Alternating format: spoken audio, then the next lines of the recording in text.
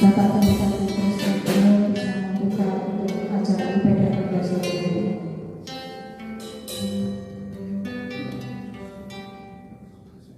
Segala puji hormat syukur dan bangga dan kehadiran Bapak pada sore yang indah ini, karena kasih anugerah dan kemurahan Kau nyatakan dalam hidup kami, sehingga Kau boleh menghiburkan kami semua di tempat ini dari berbagai arah, baik dari Semarang, Purwodadi, Salatiga, Tunggal, bahkan di Kecamatan Getasan ini Tuhan boleh berkumpul bersama di tempat ini untuk kami boleh bersama-sama memuji dan mengagungkan nama-Mu. Karena satu hal yang kami rindukan yaitu diam di dalam rumah-Mu. Kami boleh mendengarkan setiap kebenaran firman-Mu. Karena itulah yang menjadi kekuatan dalam hidup kami.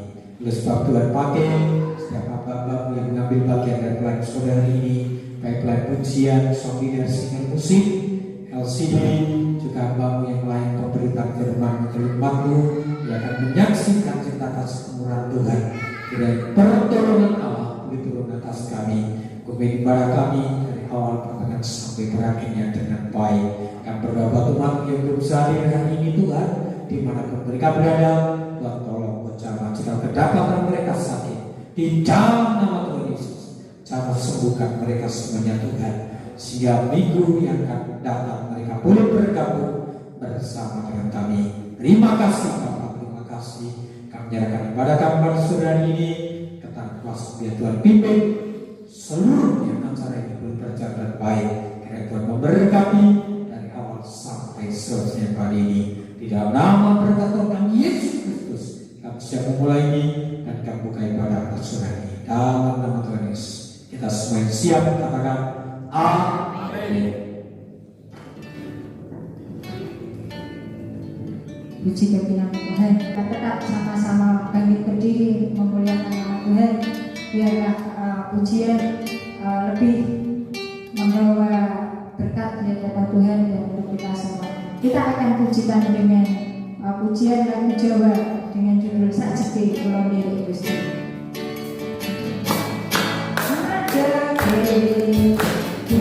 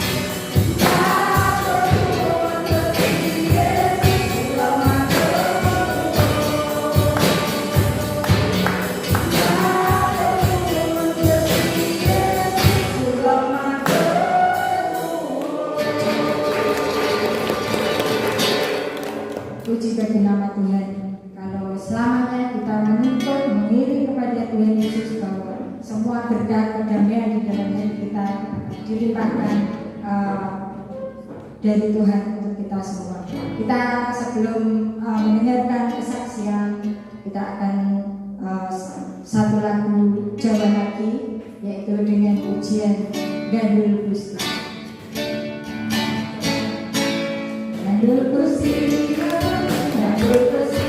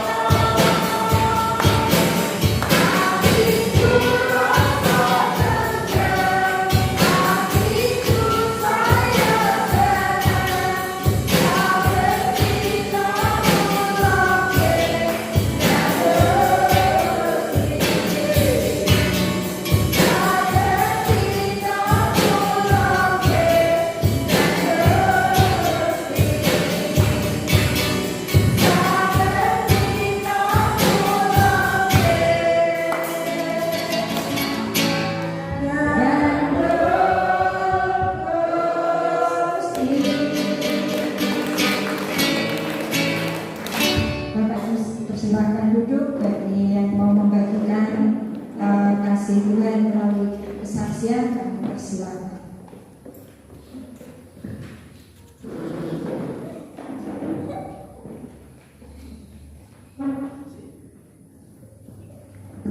Shalom semuanya. Halo.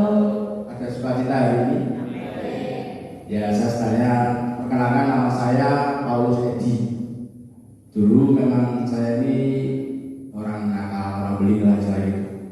Makanya saya dibuatin stiker Gusti Kulo Saniki Boten Rewel. Nah, itu yang menjadi inspirasi saya. Sekarang saya tidak boleh rewel. Saya mau menyaksikan kebaikan Tuhan pada sore hari ini. Di antara Bapak Ibu mungkin sudah pernah dengar kesaksian saya, tapi ini kesaksian baru. Di tahun 2021 saya ini sempat meminum hand sanitizer.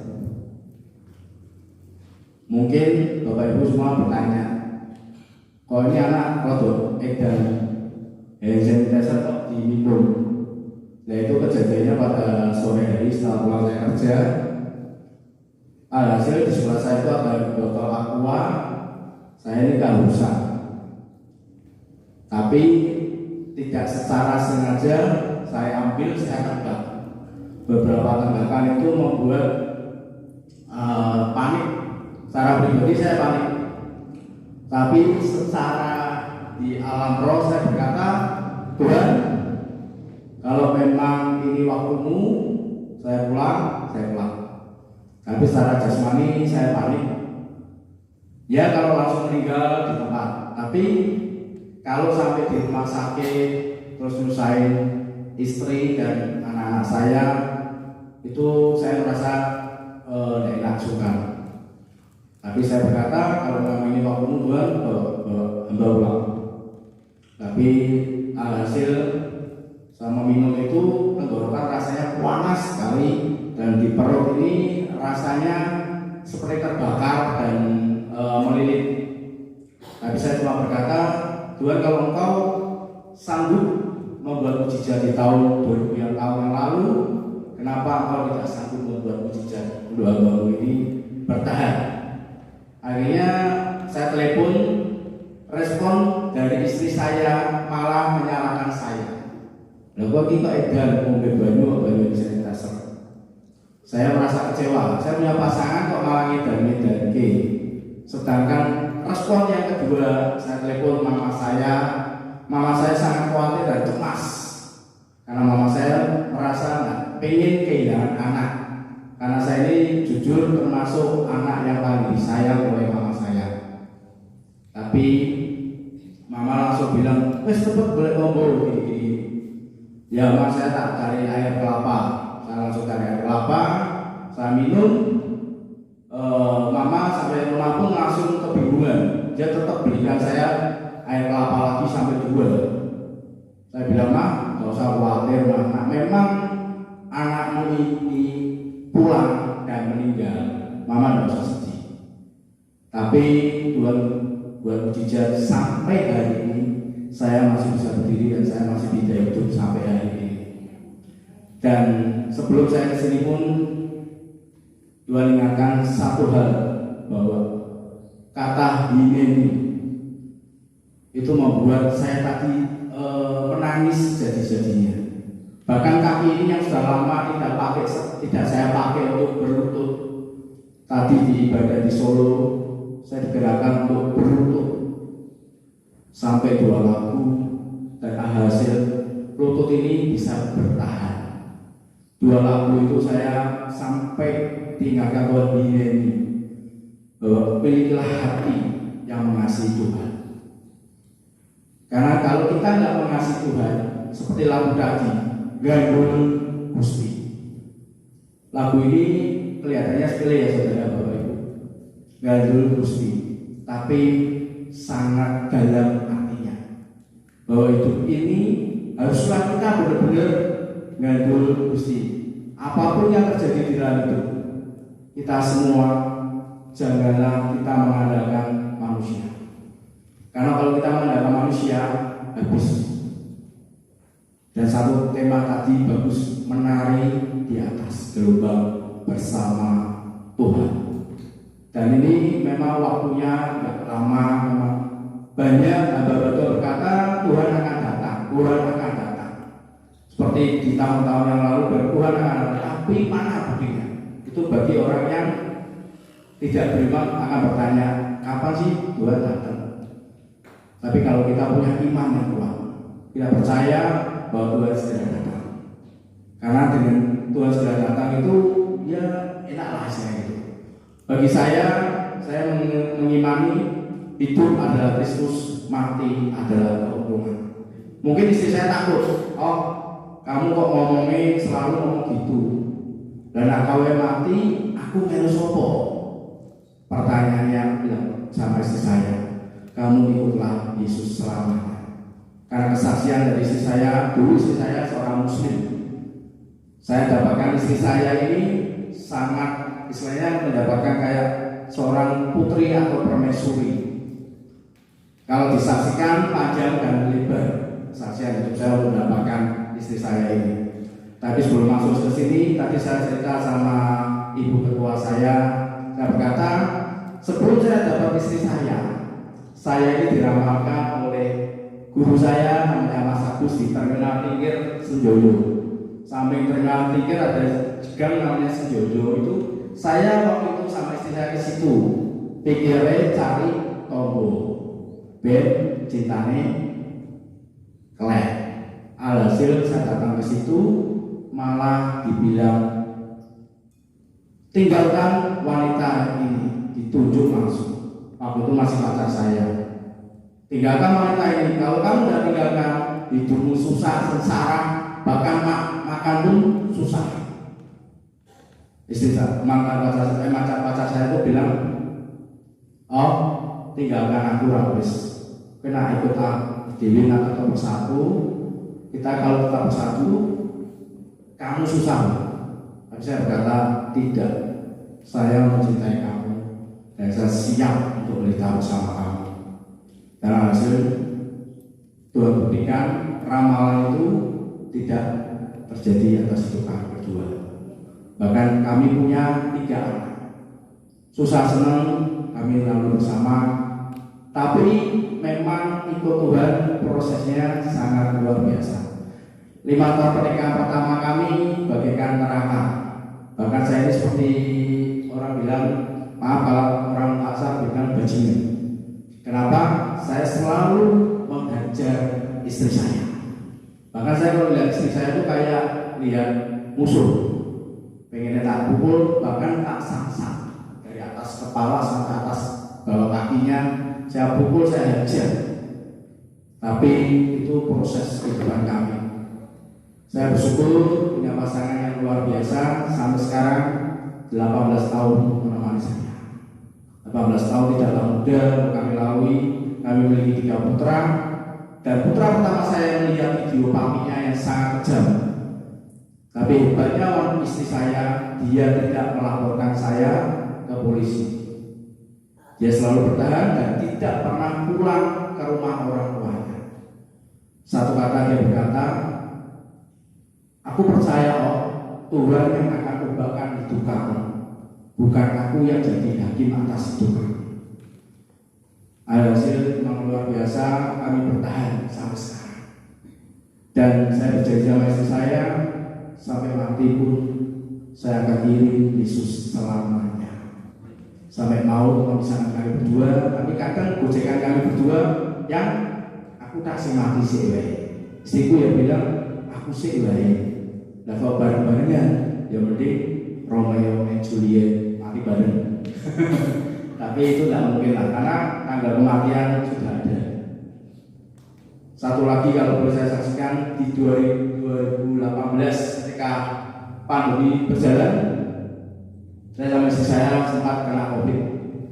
Tapi kami tidak ke rumah sakit, kami tidak cari pengobatan, kami cuma berdua di dalam kamar dan kami berdua berdoa, Tuhan, kalau kau mau bawa kami pulang sekarang. Tapi kalau kau pulihkan kami seperti sedia kamu. Tapi 3 anak kami tidur bersama kami pun tidak ketularan. Orang dunia berkata, hati-hati, harus isolasi mandiri. Jujur ada teman satu dengan saya berkata, kowe nak ngomong ngawur ya, harus ke rumah sakit isolasi mandiri, nanti kamu mulai anak-anakmu dan keluargamu semua tertular. Saya berkata sama seorang pengurus, saya bilang, Cik, wes tau Cik, tidak usah banyak ini dan itu. Biarlah kami mengalami dan biarlah kami menemukan kalau memang Tuhan beri kami mujizat, kami sembuh. Tapi kalau Tuhan ingin ambil kami pulang dengan sukacita. Makanya ikut Tuhan itu yang tadi saya bilang, jangan rewel. Melu Tuhan ya Tuhan, melu dunia ya melu dunia. Jadi hidup itu adalah pilihan. Mau dibawa ke mana itu pilihan kita. Beriman atau takut akan kematian. Karena saya terikat dengan pembimbing rohani saya, kematian itu sebenarnya tidak menakutkan. Tapi setelah kematian ada kehidupan kekal, di mana tidak ada sakit, tidak ada derita, adanya sukacita. Kenapa kita semua orang-orang anak Tuhan takut menghadapi kematian? Orang mati tidaklah tamat, tapi ada kehidupan selanjutnya. Dan satu saat inspirasi satu kata, jadikan hidup kamu penuh arti. Dan biarlah Tuhan yang membuat hidup kamu penuh arti, asal kita tidak rewel. Itu stiker yang luar biasa dari pembimbing rohani kami, dan saya sangat berterima kasih. Saya ini tergabung di Persekutuan Blessing awal mula memang luar biasa. banyak kejadian-kejadian, tapi saya cuma komitmen, aku ini siapa, tapi aku ingin tetap melayani, karena melayani itu butuh hati, bukan motivasi. Kalau orang pelayanan motivasinya sudah agak benar, Tuhan nggak suka. Yang penting Tuhan lihat hati yang melayani, hati yang mengasihi. Terakhir, satu kesaksian, puji Tuhan, papa saya dulunya anti agama. Papa saya kemarin dengan mulutnya dia mengaku bahwa Yesus adalah Tuhan dan Juru Selamat, dan dia dibaptis lewat cara Tuhan. Lewat cara Tuhan dengan papa saya kena sakit, kakinya busuk. Dokter diagnosa akan mengamputasi. Saya berkata pada mama saya, "Ma, jangan. Kalau papa diamputasi, papa akan shock, papa akan jantungnya jeblok, akhirnya meninggal. Mama mau? Enggak apa-apa. Mama cukup beriman. Kalau Tuhan sanggup menyembuhkan berbagai macam penyakit, kenapa hal yang sekiranya bagi saya sebenarnya sepele, hanya jaga makanan kalau orang diabetes. Saya pun sempat kaki saya sebelah kiri ini busuk, karena saya menjadi istri saya kena gajaran, kaki saya sebelah kiri ini busuk. Bahkan obat apapun tidak mempan. Tapi ketika saya mengaku dosa di depan istri saya mengasihi istri saya, tiba-tiba kaki saya ini kembali seperti semula, menutup borok yang menganga. Saya tidak ke rumah sakit dan tidak operasi sama sekali. Karena bagi saya pernah berdoa kepada Tuhan, Tuhan, kalau hamba besok meninggal, jangan sampai masuk rumah sakit. Itu permintaan hamba. Saya ingin meninggal di atas mimbar ini ataupun di pelukan istri saya. Itu permintaan saya. Tapi jika engkau bersedia Tuhan, tapi kalau engkau tidak bersedia, ya hamba tidak bisa apa-apa. Oleh sebab itu, satu pesan terakhir buat Bapak Ibu semua saudara, yang tadi saya bilang, itu adalah Kristus, api adalah pokoknya. Jangan pernah takut menghadapi kematian. Dan saat ini, marilah kita giat di dalam pekerjaan Tuhan. Giat dalam pekerjaan Tuhan. Jangan cari nama baik ataupun ketenaran, karena pelayanan tidak menyelamatkan, tapi hatimu Yesuslah yang menyelamatkan, dan imanmu lah yang menyembuhkan. Ditolong ataupun tidak ditolong, disembuhkan ataupun tidak disembuhkan, diberkati ataupun tidak diberkati, bukanlah ukuran kita untuk mengukur kebaikan Tuhan. Yang saya tahu dan Bapak Ibu tahu semua, Tuhanlah penjamin kehidupan Bapak Ibu semua.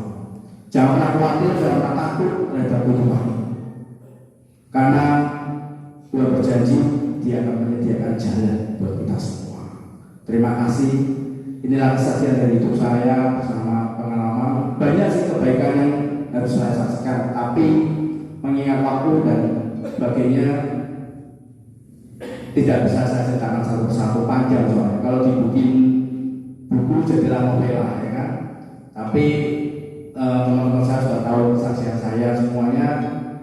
Saya hidup ini semua karena anugerah Tuhan dan semua karena kemurahan Tuhan.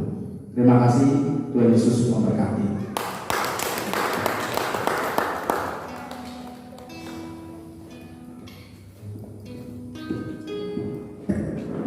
Puji bagi nama Tuhan. Segala sesuatu yang tidak mungkin di hadapan kita, di hadapan Tuhan puji. Orang yang jahat diubah menjadi baik. Sanitizer menjadi aqua yang menyegarkan. Itu adalah semua kemurahan Tuhan. Biarlah kehidupan kita senantiasa kita serahkan kepada Tuhan. Dan biarlah Tuhan yang bekerja, apapun kehendak Tuhan kita akan mensyukuri, menjadi suatu kekuatan di dalam kehidupan, di dalam pengiringan kita terhadap Tuhan. Baiklah Bapak Ibu Saudara, kita akan mendengarkan sebagian dari sabda firman Tuhan. Sebelumnya kita akan naik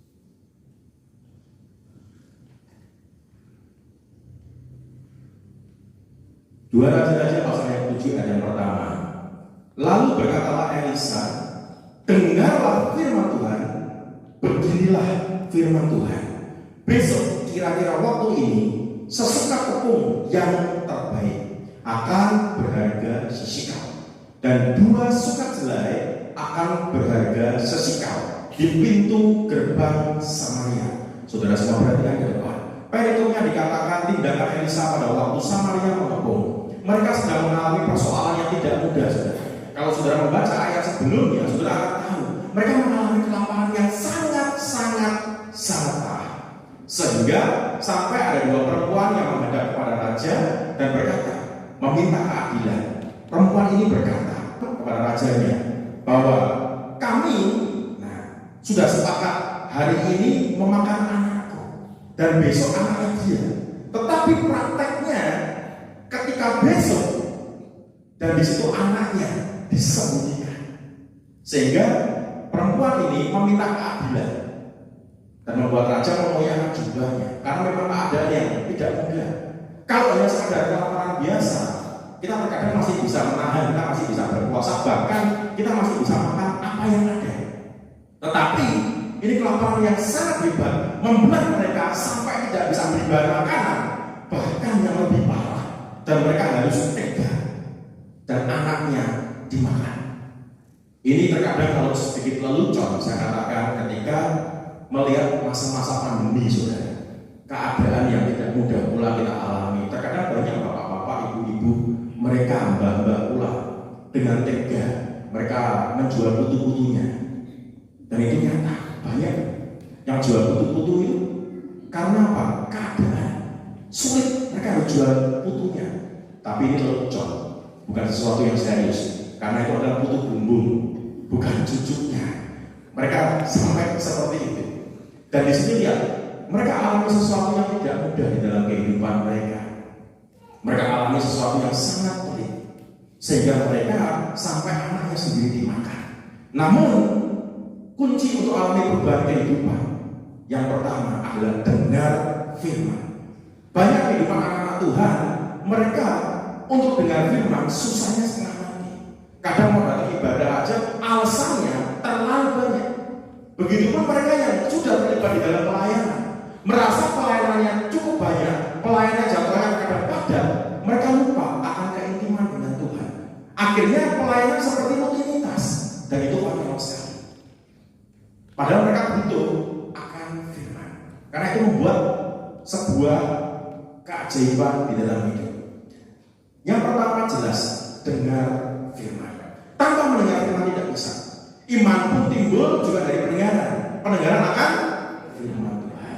Tanpa firman, nothing. Firman ini sungguh utama, karena firman Tuhan adalah pelita. Pelita itu penerang, saudara, bagi kaki kita dan terang bagi jalan kita. Sehingga firman itu yang menerangi. Tanpa firman, tanpa filter, tanpa kontrol, kehidupan kita gelap. Tapi dengan firman membuat kita terang. Dan disitulah kalau kita mengerti, untuk hal yang pertama kita harus dengar firman dan tidak bisa toleransi. Engkau harus baca firman tiap hari. Mau suka nggak suka firmannya, belajar untuk dibaca. Karena banyak terkadang mereka menganggap mengabaikan, aku sudah tahu firmannya. Bagi Tuhan bukan soal tahu atau tidak tahu. Ketika engkau mempelajari, engkau baca firman, engkau mulai dengar, engkau perkatakan, dan disitulah imanmu pun akan timbul.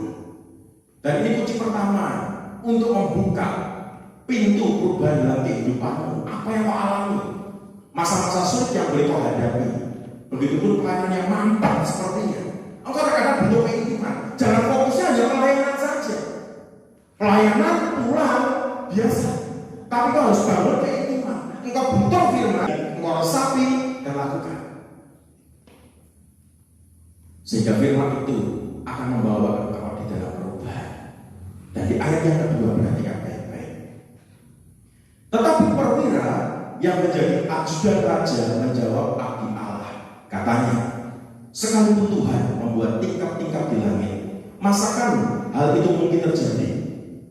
Dan jawab abdi Allah, sesungguhnya engkau akan melihatnya dengan matamu sendiri, tetapi tidak akan makan apa-apa daripadanya.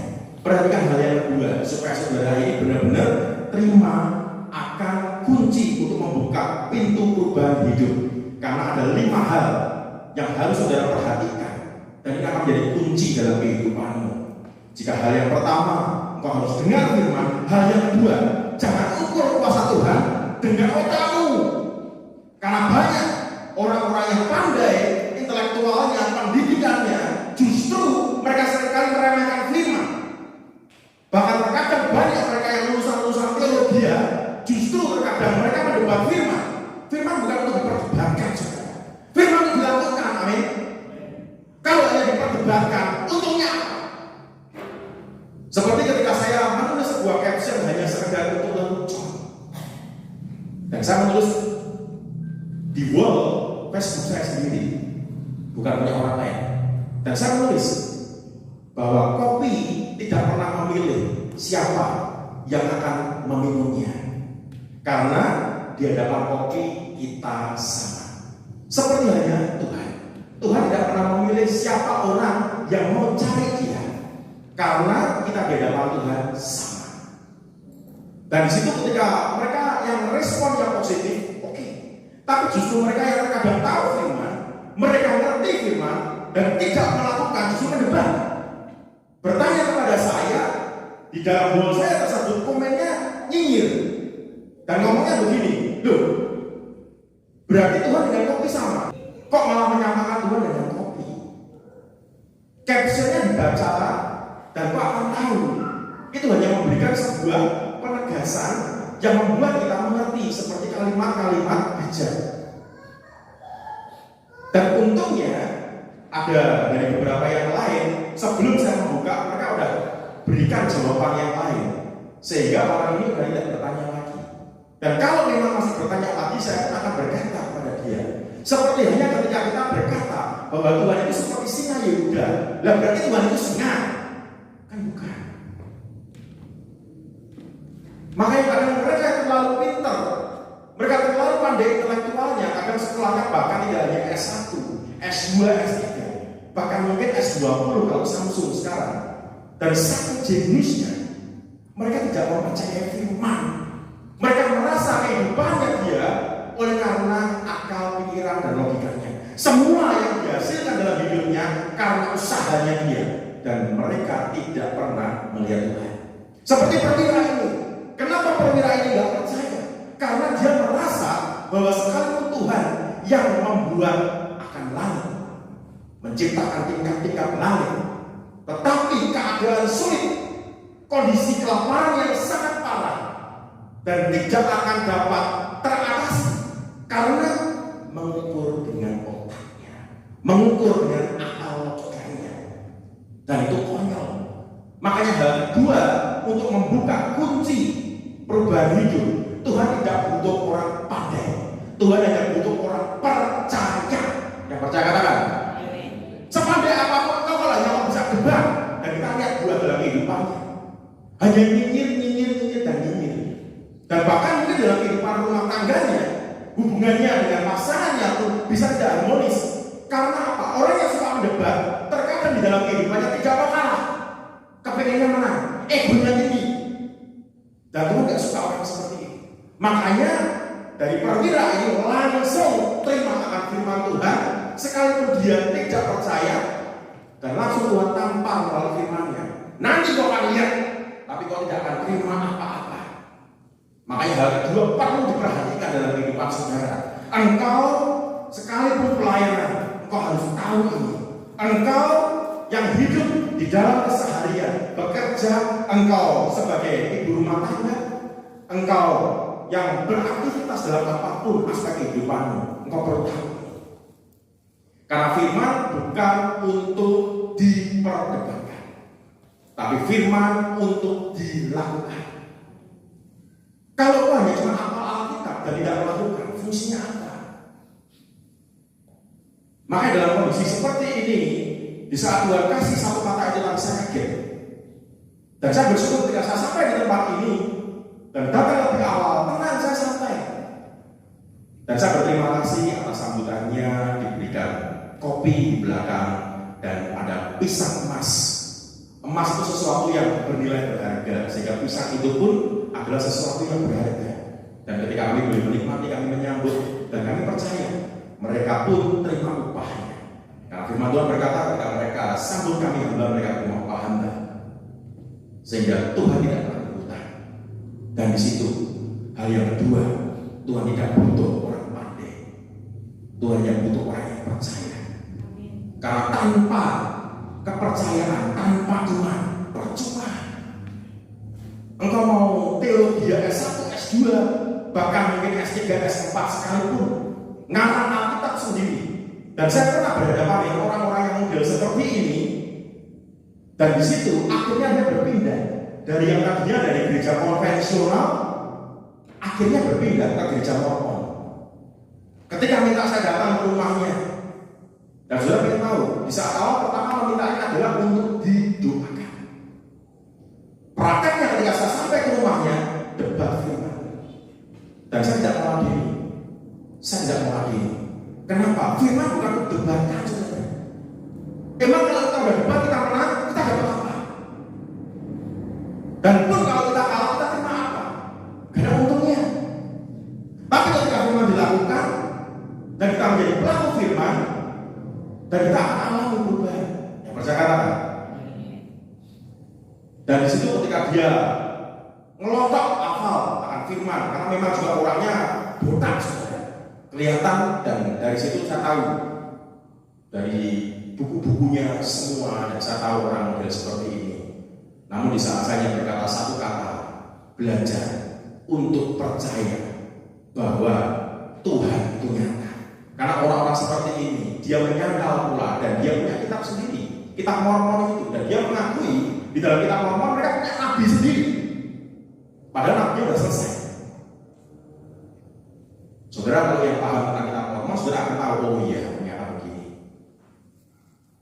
Sekali tidak salah diri, masih minta lagi beralasan, karena kebetulan saya berkenalan dengan anaknya, dan anaknya meminta saya untuk datang lagi. Alasannya papanya lagi gak enak badan. Saya datang lagi, masih saya layani, masih sabar saya.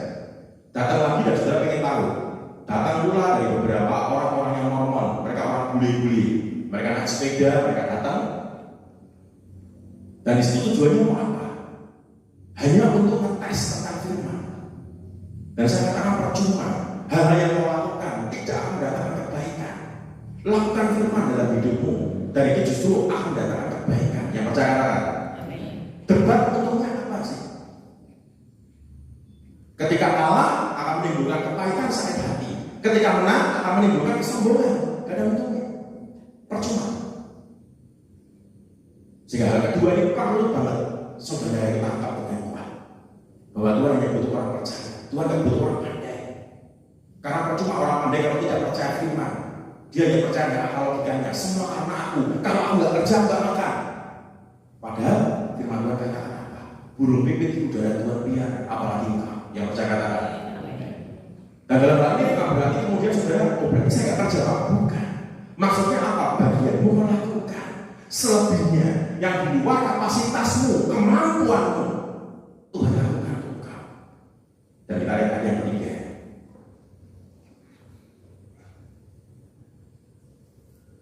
Empat orang yang sakit kusta ada di depan pintu gerbang. Berkatalah yang seorang kepada yang lain, mengapakah kita duduk-duduk di sini sampai mati?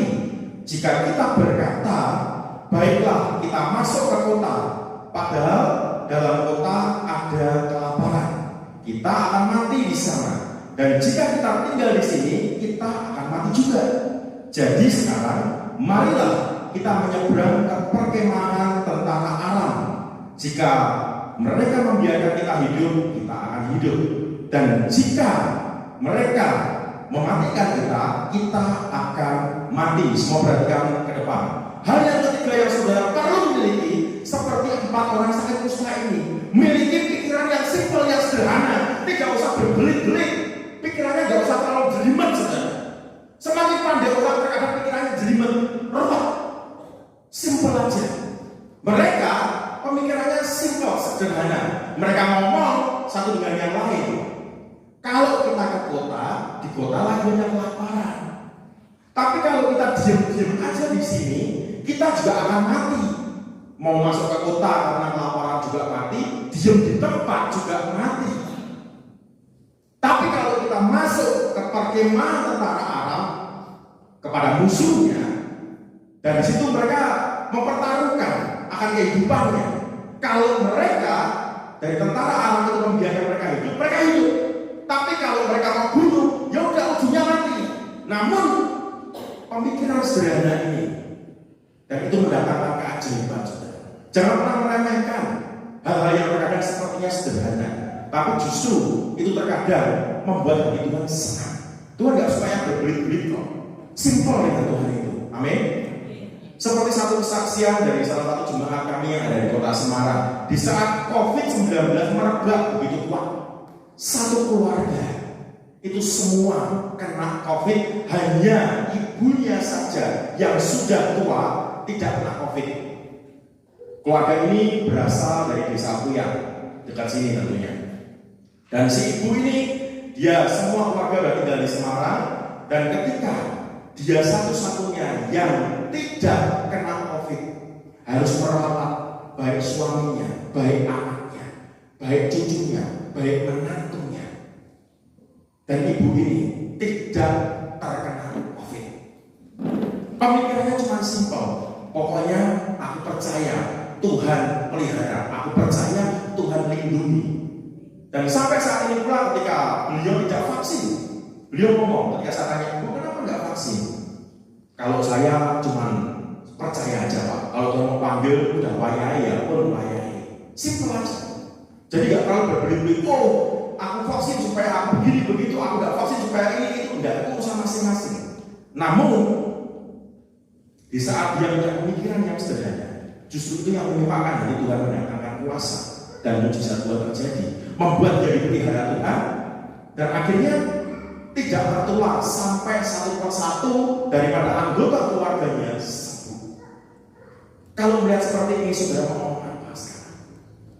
Karena Tuhan tidak bisa diukur kuasanya dengan akal logika, nggak masuk. Firman pun sebetulnya kalau diukur dengan akal pikiran logika kita nggak masuk. Karena apa? Ketika mereka berjalan 12 tahun dan dia berkata asal pegang ujung jubahnya, maka aku akan sembuh. Itu urusannya pribadi, personal. Tuhan pun gak ngerti, Yesus gak tahu. Tapi ketika dia pegang ujung jubah Yesus, dan di situ seketika dia sembuh. Baru setelah dia pegang, dia sembuh, Yesus tahu. Karena ada kuasa, ada kekuatan yang keluar dari tubuh Tuhan. Itu. Makanya terkadang kalau kita berbicara tentang kehidupan, kalau dengan pikiran yang berbelit-belit, repot, simpel, sederhana aja. Dan saya suka lihat orang-orang yang pemikirannya simpel, sederhana, tidak terlalu berbelit, lebih enak. Kita tahu firman, kita dengar firman, kita lakukan, kita aplikasikan dalam kehidupan, dan justru mengubahkan. Tidak perlu terlalu bertele-tele, tidak perlu memperdebatkan, dan bahkan ngotot yang paling benar harus aku, tidak bisa. Yang paling benar Tuhan. Sehingga yang ketiga, memiliki pikiran yang sederhana. Seperti 4 orang yang sakit kusta. Mereka keadaannya nggak mudah kayak kita loh saudara. Kita sehat walafiat. Mereka udah kena kusta, kelaparan lagi nggak bisa makan. Keadaannya sulit kan? Masih enak kita loh. Makanya kalau kita terkadang ngeluh, dan saya katakan kebanggaan. Karena kita diberi Tuhan satu kesehatan, kita diberikan Tuhan kesempurnaan. Ada dari antara saudara yang datang pada sore petang ini, engkau yang tangannya hilang satu, tidak ada. Engkau yang kakinya hilang satu, tidak ada. Kepalanya hilang satu, ya memang satu aja kepalanya, tidak ada. Semua utuh sempurna, cakep-cakep, cantik-cantik, luar biasa. Dan di sini, ketika mereka alami sesuatu yang tidak mengenakan dengan keadaan dirinya, mereka kusta, mereka melihat kondisi, urusannya udah perut itu repot. Makanya mereka akhirnya dengan pikiran yang sederhana, mereka satu dengan yang lain mereka ngomong. Dan setelah mereka ngomong, dan disinilah hal yang keempat saudara perlu tahu. Kita lihat ayat yang selanjutnya, ayat yang kelima. Lalu pada waktu senja bangkitlah mereka masuk ke tempat perkemahan orang Aram. Tetapi ketika mereka sampai ke pinggir tempat perkemahan orang Aram itu, tampaklah tidak ada orang di sana.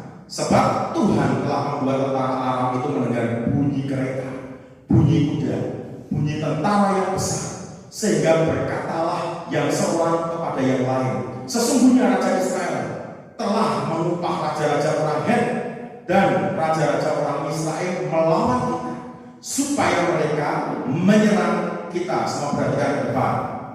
Hal yang keempat, supaya saudara tangkap dengan kuat, yaitu adalah melangkah, melakukan bagianmu. Saudara bisa apa? Engkau misalnya berkata, Pak, saya itu sekolah juga tidak tutup, saya hanya lulusan SD, bahkan mungkin saya tidak sekolah, saya tidak bisa berdoa. Lakukan, karena kau jangan meremehkan kuasa doa. Kuasa doa itu sanggup untuk memindahkan gunung masalah dalam hidupmu, dan kuasa doa sanggup mengubah keadaan. Amin. Sehingga ketika doa seperti pilar yang menumpang, dan jangan anggap remeh itu, lakukan. Engkau yang bisa bekerja, Pak, saya yang bisa bekerja, lakukan kerjaanmu. Pelayanan, lakukan pelayananmu. Jangan pernah hitung-hitungan dengan Tuhan. Ketika melayani tidak ada PK-nya, kemudian tidak melayani lagi. Ketika melayani PK-nya sedikit, pengeluaran banyak, mulai dihitung. Wah, PK-nya cuma sekian, bensin makan habis sekian. Waduh, kok ternyata tak bandar. Diundang lagi tidak pernah malu. Dan itu kan, padahal segala sesuatu yang kita punyai sebetulnya itu adalah milik Tuhan. Kita hanya dititipi, kita dipercayakan. Tinggal kita bisa nggak dipercayakan sama Tuhan. Kalau kita bisa dipercayakan, dari perkara yang kecil akan ditambahkan. Makanya banyak di depan mereka pangkat, mereka kadang nggak bisa naik level. Mereka kadang dipercayakan yang kecil aja nggak bisa. Mau dikasih yang lebih besar, jelas pasti mereka pasti akan tidak mampu. Karena apa yang kecil aja susah. Belajar dari hal-hal yang kecil dulu. Kalau dari yang kecil kita nggak mampu dipercaya Tuhan, saya percaya pasti akan ditambahi. Seperti anakmu dikasih uang untuk jajan, misalnya Rp1.000, dan ternyata uang jajan, uang saku Rp1.000 ini 1 bulan. Dan di saat engkau bertanya kepada anakmu, mau jajan orang lain? Mau jajan nggak nak? Oh enggak Pak, masih punya uangnya. Loh, nah kok bisa? Iya, yang dikasih Bapak Rp1.000 selalu aku sisihkan, aku tabung 500. Dan engkau yang mendengarkan hal ini sebagai orang tua, apa yang akan kau lakukan buat anak? Hal yang pertama, kau pasti akan mengapresiasi dia bahwa engkau itu luar biasa, engkau bisa dipercaya. Dan orang-orang yang seperti ini, dan saya percaya orang tua tidak akan segan-segan memberikan penambahan. Makanya firman Tuhan berkata apa? Kepada yang punya justru ditambahi, yang tidak punya diambil. Karena apa? Mereka nggak bisa dipercaya dari yang kecil. Kepengennya yang gede, 5 talenta, 2 talenta, 1 talenta, yang satu dikubur. Dan berkata Tuhan gak adil, Tuhan jahat. Mereka terkadang dalam keadaan susah, sepertinya dalam kehidupan Tuhan gak adil. Padahal Tuhan gak adil. Tuhan tahu kapasitas. Dan kenapa diizinkan mengalami seperti itu? Tuhan tahu didikan agar karakternya bukan karakter yang lemah. Ketika mengalami masalah, contoh seperti hanya di saat ada telur, wortel, dan kopi. Air panas sebagai pengujian dalam kehidupan. Telur masuk, akhirnya jadi keras. Yang tadinya ketika pecah enteng, masuk dan akhirnya jadi keras. Wortel yang tadinya keras jadi lembek. Tapi kopi yang tadinya biasa, ketika dikasih air panas, dia memunculkan bau harum. Dan airnya ketika diminum juga membuat kita lebih sehat. Mungkin saudara berpikir, lah masalah kopi, ada kopi itu membuat diabetes. Yang membuat diabetes gulanya. Kalau kopi hitamnya tidak. Dan justru kopi hitam itu sangat menyehatkan, membantu untuk mempercepat metabolisme tubuh, memperlancar pencernaan, dan bahkan untuk diuretiknya supaya engkau mudah ke belakang, engkau bisa kencing dengan lancar. Buktikan dengan kopi hitam, dan saya jamin pasti kencingmu lancar. Dengan kopi kencingnya enak. Makanya tidak perlu berdebat supaya tahu dulu konteksnya. Amin. Sehingga bagian melakukan. Karena banyak orang sekali hanya ingin yang instan, cepat, mudah, tapi malas untuk proses. Kepengen enak, tidak mau rekoso, bahasa dunia seperti itu ya tidak ada. Tetap ibaratnya begini, tabur tuai itu akan selalu ada. Apa yang boleh kita lakukan, apa yang kita buat, dan kita juga akan terima. Makanya di dalam Tuhan pun hal itu ada nyata. Maka dengan apa yang bisa kita buat, kita lakukan. Jangan pernah hitung-hitungan dengan Tuhan, agar membuat kehidupan kita boleh alami akan perubahan. Yang percaya katakan. Nah, kita lihat ayat 7. Karena itu bangkitlah mereka melarikan diri pada waktu senja dengan meninggalkan kemah dan kuda dan keledai mereka serta tempat perkemahan itu dengan begitu saja. Mereka melarikan diri menyelamatkan nyawanya ketika orang-orang yang sakit kusta itu sampai ke pinggir tempat perkemahan. Masuklah mereka ke dalam sebuah kemah lalu makan dan minum. Sesudah itu mereka mengangkut dari sana emas dan perak dan pakaian. Kemudian pergilah mereka menyembunyikannya. Lalu datanglah mereka kembali masuk ke dalam perkemahan yang lain dan mengangkut juga barang-barang dari sana. Kemudian pergilah mereka menyembunyikannya. Semua pergi ke depan. Ketika mereka mengalami akhirnya jarahan, mereka mengalami kembalikan keadaan, bisa makan, minum, bahkan mereka jarah emas, mereka ambil semua. Karena apa? Pemikiran yang sederhana, tidak berbelit-belit, dan mereka akhirnya melangkah. Makanya banyak anak Tuhan seringkalinya terlalu banyak mikir, pikirannya berbelit-belit dan tidak melangkah. Akhirnya apa? Berdedem, cuma diam, tidak apa-apain. Coba kalau saudara hanya berjalan di tempat dan tidak melangkah, hanya berjalan di tempat, ujungnya malah vibrasi dan kok mati sendiri, konyol. Makanya tidak perlu pikiran yang berbelit-belit, melangkah. Engkau mau usaha, jangan pernah berpikir bahwa lah nanti apa bisa, keadaannya lagi susah. Lah kalau keadaan susah, kapan keadaan bagus? Iman itu akan mengubahkan. Begitupun ketika pikiran yang sederhana, engkau melangkah, engkau akan lihat. Saya pun ketika memberikan doktrin kepada pengurus-pengurus saya yang ada, selalu saya ngomong sama mereka, yang penting dijalani. Atau bahasa yang sering kali saya pakai, justru sering kalinya lebih ekstrim, tabrak sih, tabrak dulu. Dan kau akan lihat, karena saya percaya Tuhan akan memberkati orang-orang yang berani melangkah, yang percaya katakan. Tapi kalau mereka akan berani kayak melangkah, bagaimana Tuhan blessing dia? Karena dia sendiri tidak siap.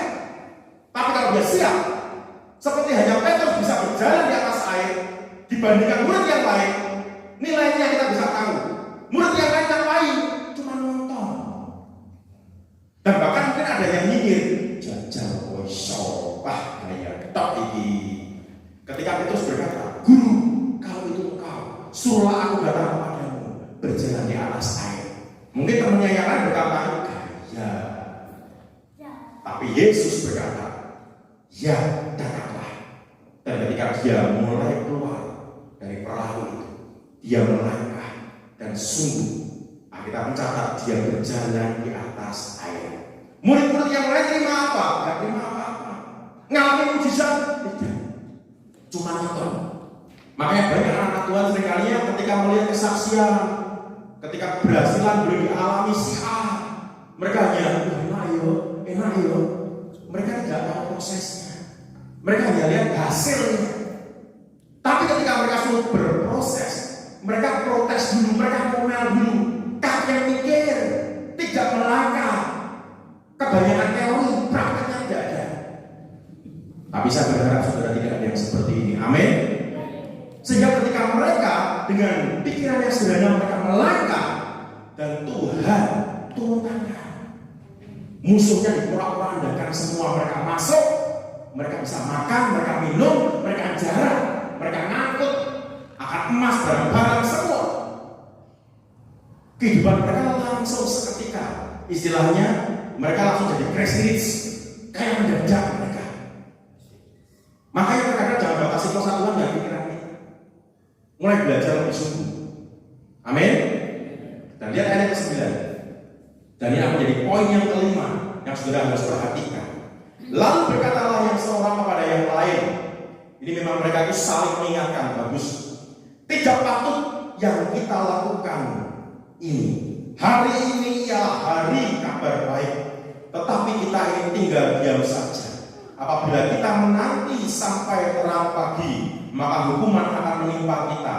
Jadi sekarang, marilah kita pergi menghadap untuk memberitahukan hal itu ke istana raja. Semua perhatikan ke depan.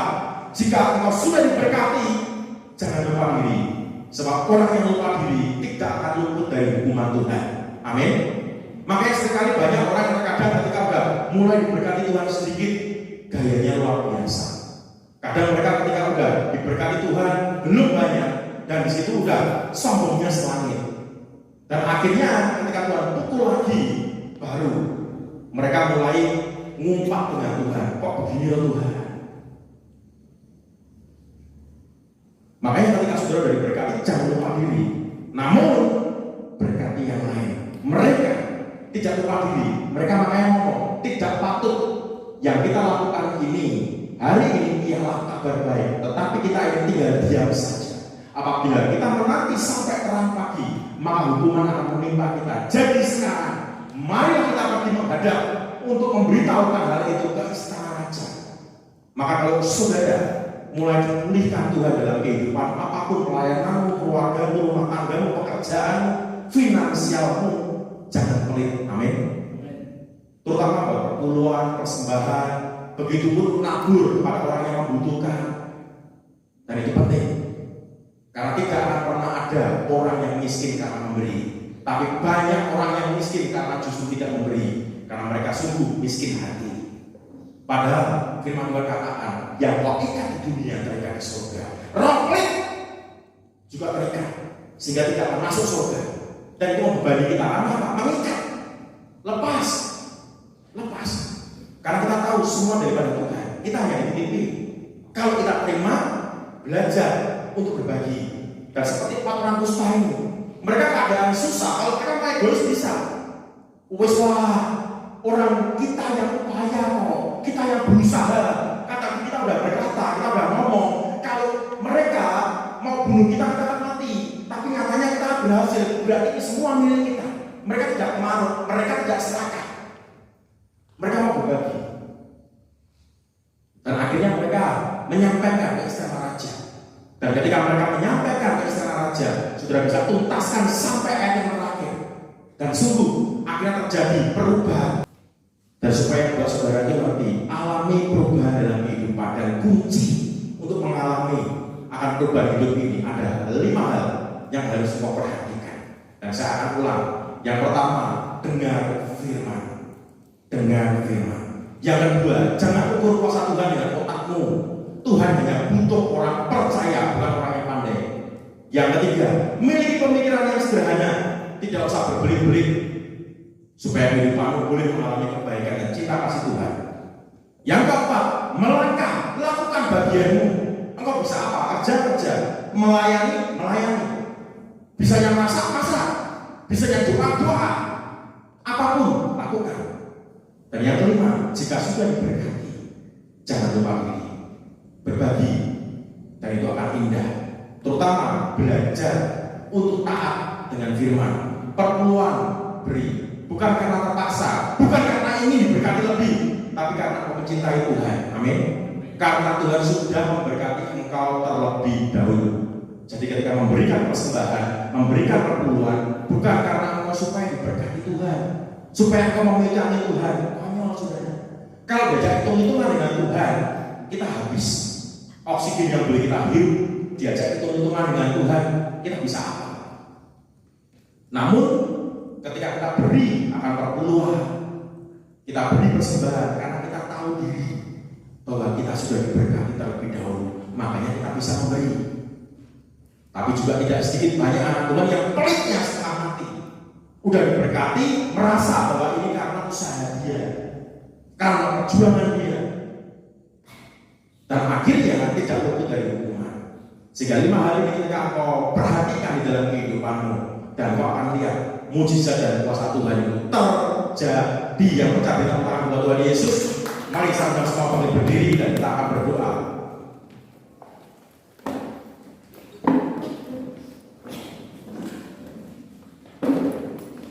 Dan saya bersyukur sore ini Tuhan berikan sedikit gerimis di luar, dan ini menjadi sebuah tanda bahwa blessing Tuhan turun seperti air hujan, rintik-rintik namun pasti, dan memberikan sebuah kelegaan, hawa segar, sejuk. Dan saya percaya ini bukti Tuhan mengasihi engkau. Angkat tangan kananmu semua.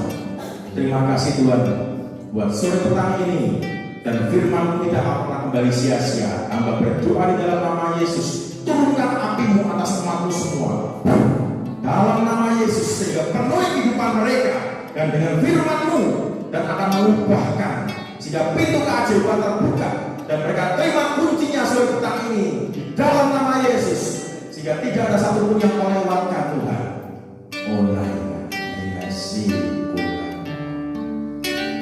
Holy Spirit rain down, Holy Spirit rain down, turun Tuhan seperti hujan. Rain down, rain on us. Dan hujan menjadi saksi Tuhan.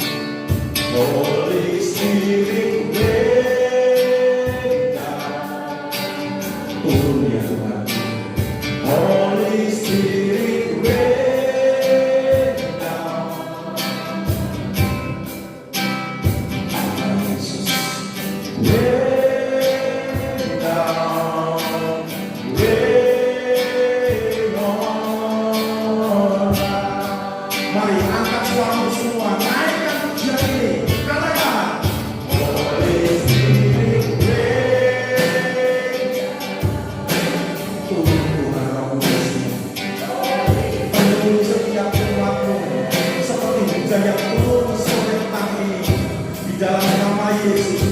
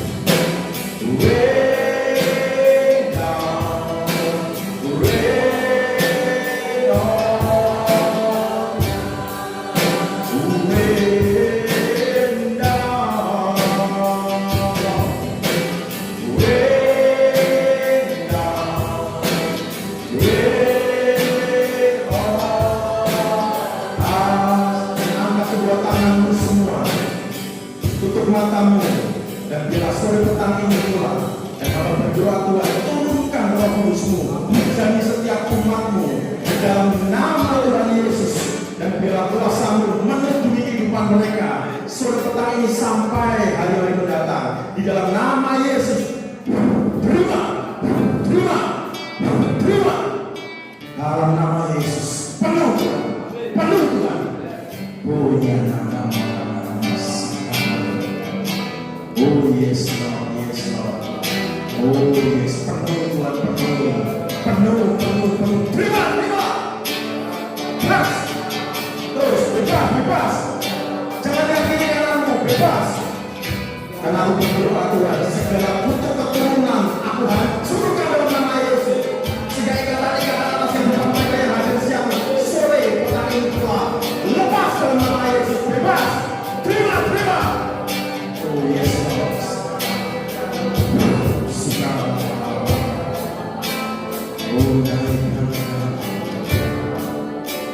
Terima kasih Tuhan.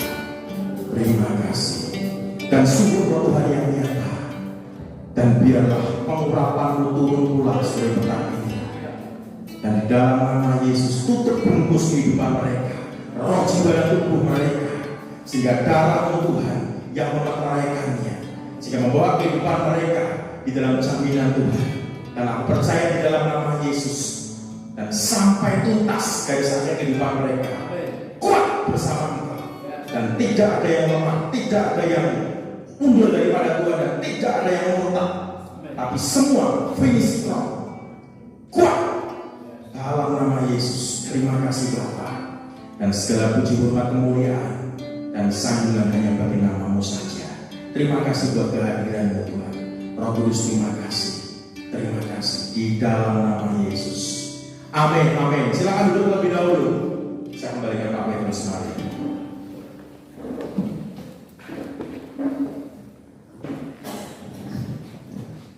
Luar biasa. Berapa banyak yang berkati Tuhan akan kita. Amin. Haleluya. Firman yang Tuhan sampaikan hari ini membuka kita. Amin. Untuk kita tidak berada dalam keterpurukan. Amin. Ya. Jadi tadi pagi memberkati kami untuk pikiran kita. Dan saat ini kita harus berani melangkah untuk berubah. Amin. Karena dengan perubahan kita akan maju, melangkah, dan saya di tempat ini akan diubahkan oleh Tuhan. Kalau kita semua mau. Ada 5 yang sudah disampaikan. Ini luar biasa. Terima kasih Pak Freddy yang sudah melayani kita hari ini. Memang beliau ini rombongan dari Semarang. Dia mengabdikan diri untuk Tuhan. Amin. Dia melayani full. Ya, jujur saya juga tidak ngasih pegang buat mereka. Ya, tapi kita tahu bersama dengan Tuhan kita tidak mau itu. Bahkan saya sendiri, saya katakan dan tempat ini, kamu juga gak mau hitung-hitungnya. Ya. Kalau Bapak Ibu tahu mungkin dari Semarang gak merasakan betapa jauhnya perjalanan kita. Ya, kami tiap minggu. Tapi saya bersyukur, saya ada sukacita yang luar biasa. Ya, hari ini ada beberapa jemaat yang tidak bisa hadir. Dan nanti selesai ibadah, kami ada tugas lagi, Pak. Kami akan melayani satu keluarga di Kopel. Ya, ini rutin setiap minggu kita masih layani. Belum kita bawa masuk gereja karena mereka dari Muslim, tapi sudah mau terima Yesus. Bantu, dukung dan doa supaya satu keluarga 5 jiwa sudah kita angkat 3, tinggal 2. Kami masih bawa doa. Dan kami rindu sekeliling juga dijawab Tuhan. Amin. Puji nama Tuhan. Terima kasih kepada Bapak Freddy yang sudah melayani kita satu hari ini bersama dengan kami, baik di DPD Skemane maupun di DPD Rema, bahkan di sini tambah lagi personilnya luar biasa. Kami ucapkan terima kasih. Biar Tuhan boleh campur tangan memberkati kita semua. Baik Koma dengan rombongan, Pak Freddy dengan rombongan, dan Pak Edi juga dengan rombongan yang dari Solo tadi ya, yang tidak bisa ke tempat saya. Kami rindu Bu, Pak, karena sudah ada 2 tahun lebih tidak ketemu. Ya, sehingga saat bertemu ada sesuatu yang luar biasa. Amin. Pada kesempatan saudari dan syukur kepada Engkau, karena Tuhan begitu dahsyat dan luar biasa buat kami. Kau memeterikan hidup kami melalui kebenaran firman-Mu yang mengingatkan dan menegur kami, menguatkan kami Tuhan, untuk kami boleh melangkah sesuai dengan kehendak firman-Mu. Terima kasih Bapa, berkati hamba-Mu yang sudah Kau pakai beritakan firman-Mu. Berkati, berikan roh hikmat, akan beri kekuatan kuasa penyertaan-Mu. Kau pakai lebih dalam lagi, lebih dasar lagi Tuhan, untuk menjaga banyak jiwa mengenal kebenaran-Mu. Terima kasih Bapa, berkati tim yang sudah mendukung hamba ini, baik tim dari Belasing Semarang maupun tim dari Ganesha.